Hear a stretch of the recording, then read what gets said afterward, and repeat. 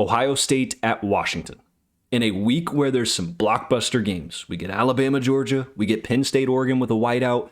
This one just kind of sneaks right in there as something that cannot be overlooked. And I cannot stress that enough. This is a huge game. It's a conference game. Funny enough, it still feels weird saying that. But yes, this is a Big Ten conference game, and this is a trap game. Now, I don't think Ohio State's looking over Washington, or at least looking past them, but this is a very good Washington team. Jedd Fisch is starting to get things going. Damon Williams looks extremely good. Jonah Coleman is one of the best backs in the country. Denzel Boston has been one of the best receivers in the country. And this is a Washington offense that at a point in time last week, in 16 straight offensive drives, they ended in 15 of them with points, either a field goal or a touchdown. One of them they kneeled out to win a game. This is an effective offense, and it is absolutely no surprise. With the talent they have, we know Jedd Fisch's effectiveness on the offensive side of the ball. He did it at U of A. Tetroa McMillan, who's now in the NFL, Noah Fafita. That Arizona offense was electric when he was there. He comes to Washington. He's starting to get his talent in, and he's really starting to put his stamp on this program and this football team.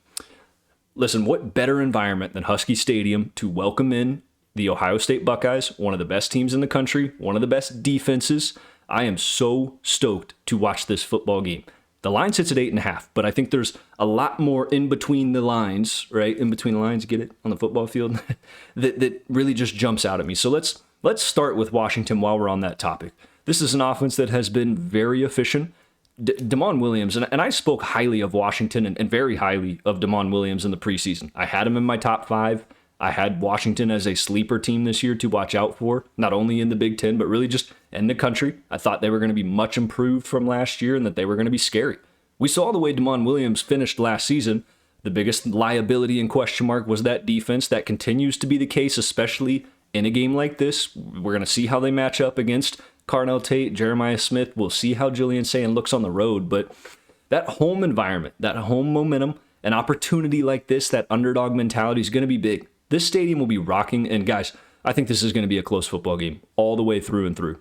The biggest question I have for Washington is Jonah Coleman will get his.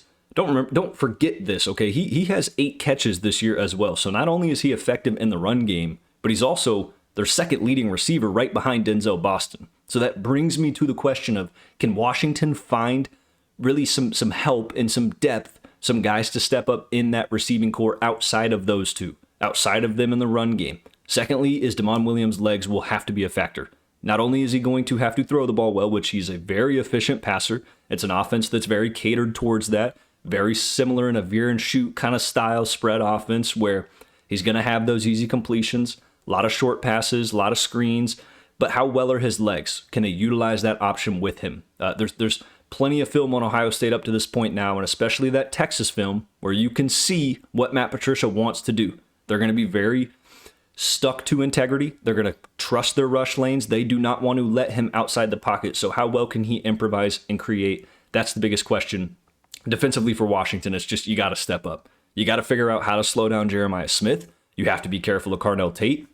C.J. Donaldson and that rushing attack is going to be really a key part of their plan. They're going to want to run the football against a defensive line that's played on their heels a bit. That's going to be outsized. They're going to be, that's it. They're going to be outsized. So how physical can they be? What kind of schemes or what can they draw up to at least compete? The biggest thing is if Washington's offense can score and their defense can find a turnover or two in there, they can flip this game on their head, and momentum is a big deal. We know what momentum means in college football. For Ohio State, it's trusting the process and it's trusting what you've built. You have an amazing defense, loads of talent. You have a very smart safety in Caleb Downs, arguably the best in the country. He's going to have to be all over the field making plays. If he follows Denzel Boston around, right? If he takes him out of the game, so to speak, can they slow down Jonah Coleman with that defensive line that they have? Can they force Damon Williams into just scramble mode where he's just having to try to make something out of nothing? Like make him put a Heisman performance together to win this football game or even just drive the football down the field and create. Ohio State offensively, listen, Julian Sayin, C.J. Donaldson, those are the X factors.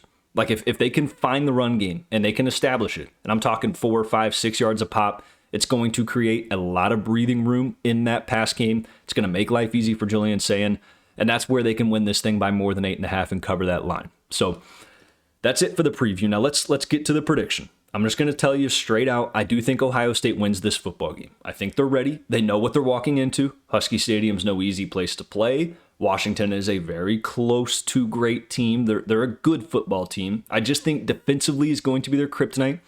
And I think they're a year or two removed from winning a game like this. It's not to say it's impossible. Like, I think there's a world where Washington could absolutely cover this spread. If I had to give like a underdog bet this week, I don't know if I'd go as far to say Washington wins it. Although, again, they can. I just think maybe covering the line would be probably a safer bet. But all in all, if I'm picking an outright winner, I'm taking Ohio State to win this football game on the road. I like the experience. Again, I think Ohio State's playing with a lot of house money and momentum this year. Monkeys off Ryan Day's back. You beat Texas week 1. Now it's time to just chug along.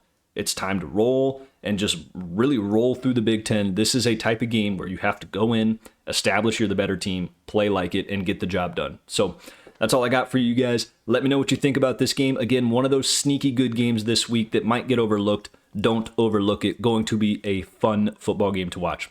Appreciate you guys for tuning in. I will see you in the next video. Thank you.